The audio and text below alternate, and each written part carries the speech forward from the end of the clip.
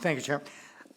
And thank you for coming. And yeah, this is obviously it's a huge issue. And thank you for the Fraud Watch Network tip. I'd like to share that because I think education's the key. I think it's getting information out there and getting people informed. As far as the limitations, I like the idea, but I also have concerns, and I'd like your thoughts on this. So recently I had an issue where my bank had changed the debit cards they were using, and they had the chip technology and all this, but I went to take money out and it was denied. I went to pay something at a store, it was denied. I went to another store, it was denied. A vet bill, denied. I went, wait a minute. It's not that there's not money in there, what's the problem?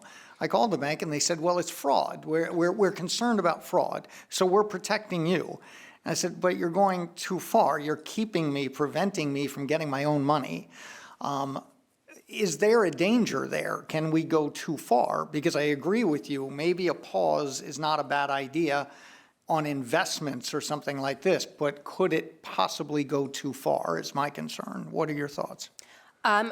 What I'll say is that we've worked on this bill across the country and not seen widespread problems like that. I think part of the issue here and what the bill requires is that you have to be notified. They have to tell you that they are holding that transaction. And again, it's just the transaction, it's not the entire account.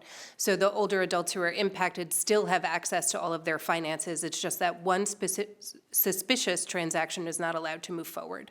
And I think if there are family members or somebody who is also on the account as like a trusted contact, they get that notification also. So I think the notification here really is key so that people understand why this specific transaction is being held. And we know a lot of that conversation happens at the counter. It's just that the teller doesn't have any real ability to intervene when they see something that is egregiously, obviously wrong. And I think maybe education on the bank levels too, because what ended up happening was I got a hold of someone and they kept using the excuse that it was fraud. It ended up there was a problem with the chip.